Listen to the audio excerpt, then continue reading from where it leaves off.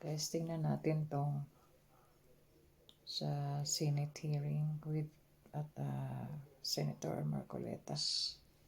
But they fall like feathers. They fall like feathers when they drop.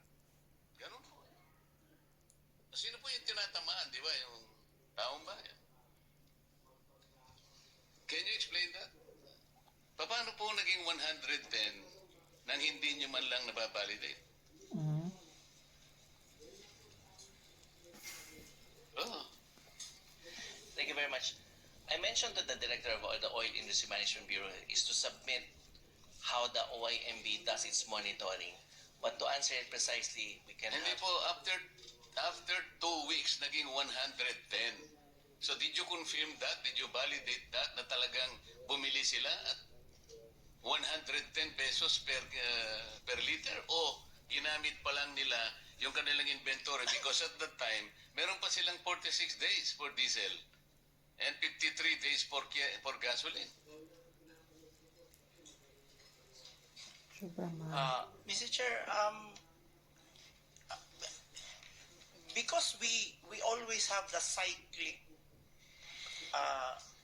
differential cost Mahihirapan ka dyan application. pagka dyan ka tumira eh. Ganito sinasabi ko, meron pa silang inventaryo. You take note, 46 days pa. Last hearing ito eh. Ibig sabihin, andun pa yung binili nila sa dating Correct. presyo. Mm. Ngayon, after 2 weeks, bigla nilang Minahalan. sumirit. Sabi nga nila, Shoot up. 110. Na ngayon, nag-a-average na ng 126. Paano nyo minonitor? Paano nyo binalidate na totoo yun? Samantalang ang ginagamit pa nila ay inventaryo pa nila na binili doon sa dating presyo. Mr. Chair, because basically it's like saying that the diesel we consume is around 33 million liters per day. So mga 7 days po yan at pag yan ho ang nabenta, they always, the industry always, After 2 weeks ba, naubos na yung kagad ng inventaryo eh, 45. yung Muna. dumadating pagka next week, Hindi, teka mo, Diretso. puntahan muna natin yung inventaryo nila. After 2 weeks ba naubos ang inventaryo? Is that the assumption of DOE? no, it's around Yun pala, 7 days. isang binasi 110. That is the question. So, Mr. Chair, because they have to replenish again the 7 days. Yusek, hindi ka director. After 2 weeks, nandun pa yung inventaryo.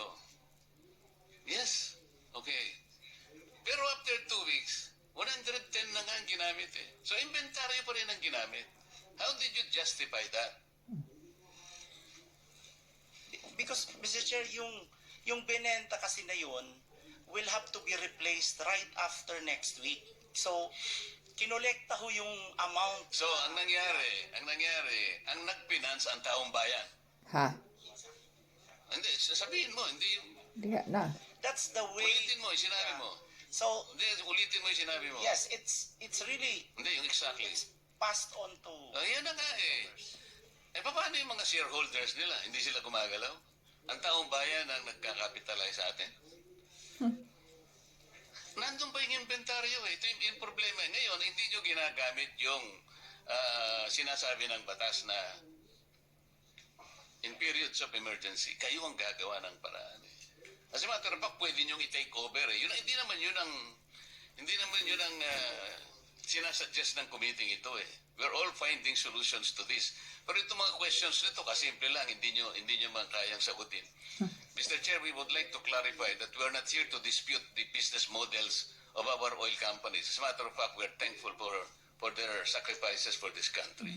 Kaya lang, it would appear that the business models are no longer responding to the crisis kung paniniwalaan natin yung binabanggit ninyong problema kinakarap natin. But until and unless we're able to validate yung data na pinreset ko kanina, we're almost 4 hours now since 10 o'clock in the morning, pwede nga yung vessel to tanke. Gagamitin nyo siguro Panamax vessel.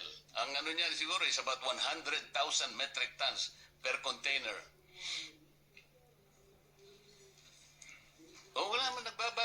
Mr. Chair. Para sana uwi na lang ako. If you prove me wrong, halimbawa, mali yung nakuha kong information, so magsosorry na lang ako, Mr. Chair. Pwede naman ako magsorry kung mali eh. Hindi na habulin ko na lang yung tao ko, yung kaibigan ko na nagsabi sa akin ng gano'n. Bakit mo sinabi ito? Mali pala. Kasi gusto ko lang makatulong talaga eh. I wanted to be wrong kung mali talaga. But you have to prove me wrong. Government to government, hindi nga dapat mangyari yung pumunta nga. Andun nga yung tangki, mga tangki ng dalawang refineries. Rotterdam refineries produces, I think, 1.2 billion barrels, yes, per day. At nandun ang kanilang tangki sa Singapore. Petronas also, andun ang tangki nila. Ayun po yung kanilang presyo. No, nobody is reacting to this. Pinag-uusapan natin yung problema at ang mga measures na gagawin natin without even going back and checking whether those data are valid or not. Diba? So, paano yung replacement cost? I already told you, kung papayagan natin yon after 3 weeks or after 2 weeks, 3 billion pesos per day. Did you check this? You see? Okay. Now, did you check that is 3 billion pesos per day ang income? Wow. Pero check ko kanina. But the collection this week was also used to purchase the level, even higher level of products. Kinuha mo na kagad kasi dapat sana there should be a point where the replacement cost should begin. Saan pa magsisimula? Teka The guys. inventory should Stop end naman where natin to ha. the replacement. So, ibig sabihin yan, kahit mura pa yung presyo ng langis na naiwan, yung supply natin. Bininta na kaagad ng pinakamahal, nag-shoot up ng almost 100% pa. Na doble yung presyo. Grabe naman na.